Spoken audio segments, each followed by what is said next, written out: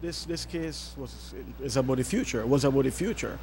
Um, eh, as the judge himself pointed out, the chief environmental officer noted that the Harvest Key project was among the top 3 dredging projects in the country in terms of scale and magnitude.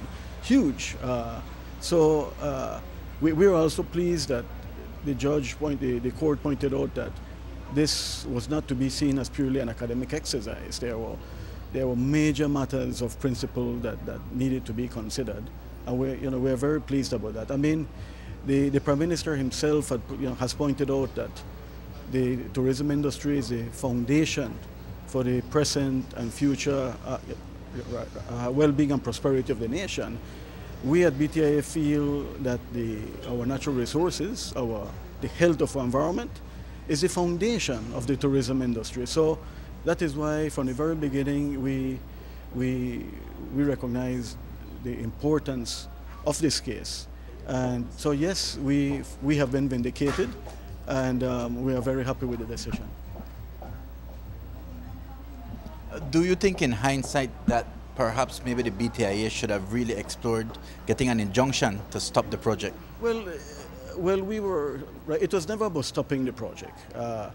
The risk I mean, there was a huge risk for us to do that if it didn't go in our favor. BTIA does not have deep pockets. We have very shallow pockets. But so for us it was about procedure, about the public having sufficient opportunity, ample opportunity to be consulted and to offer their concerns, their comments, and for ample time to be given for the powers that be, the authorities, to consider these comments. Is there any confidence that the decision handed down today will provide a guideline for government in the future, or the DOE in the future? Well, we feel so. We feel so, and the way the judgment went, if in the future the DOE and the NEAC, do not oblige as they legally should, they can be brought to court again. It's essentially they were wrapped on the knuckles. It was a firm, message to them.